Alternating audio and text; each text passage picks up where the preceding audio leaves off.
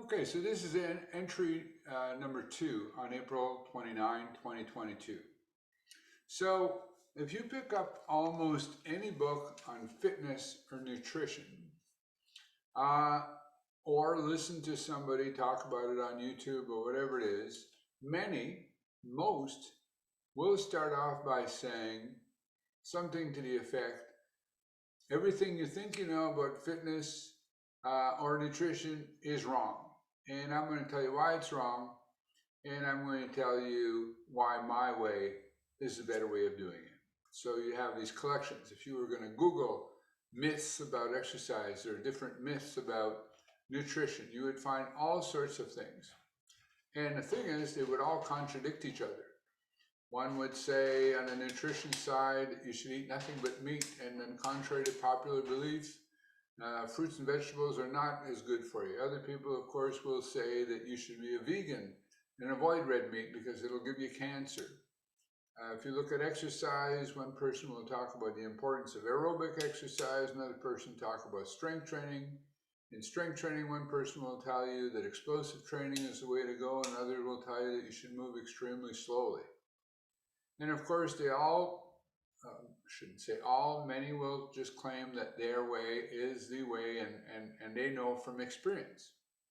But how can we have so many differing opinions?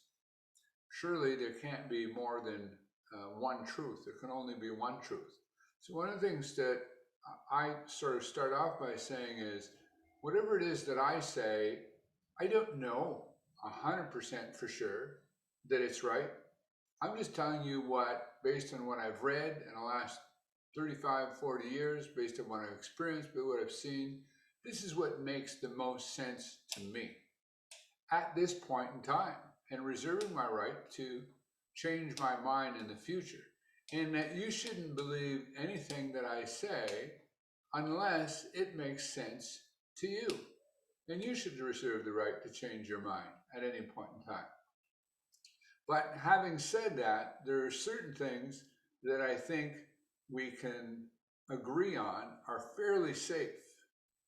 One is that if an exercise is safer and minimizes the chance of injury versus another exercise that has a higher potential of injury, all else being equal, the one with a minimal part of injury is going to be better than the one with a higher level of injury. I think that makes sense. I don't think too many people listening to this will disagree.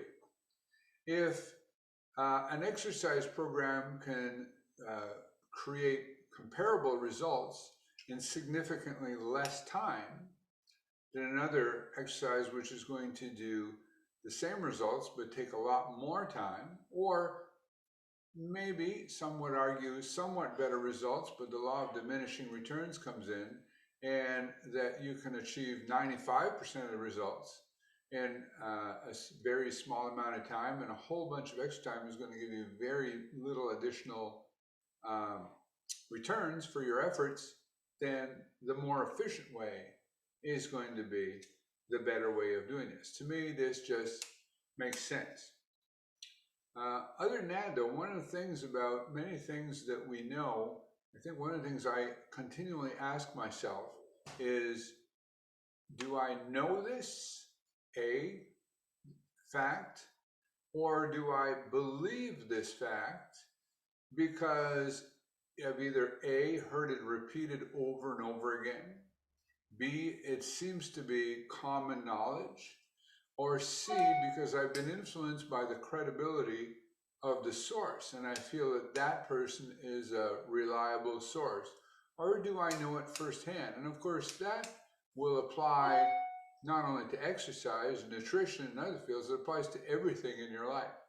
Because I think it's really dangerous to kind of hang your hat on something too strongly and just say, this is the way it is, because then when confronted with contradictory evidence that might show different things, it makes it much more difficult to take that into consideration. You tend to, confirmation bias, discard anything that doesn't agree with you.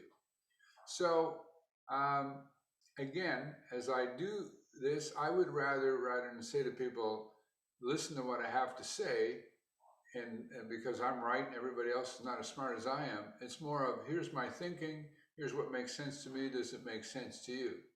I do know that there's an awful lot of selection bias and survivorship bias that takes place in exercise, i.e., people who are naturally gifted tend to make us think that their methods are better because their results, outwardly appearance and whatnot, appear to be so much better, when in fact it may simply be their parents. Survivorship bias, which is sometimes been talked about as the evidence you see versus the evidence you don't see.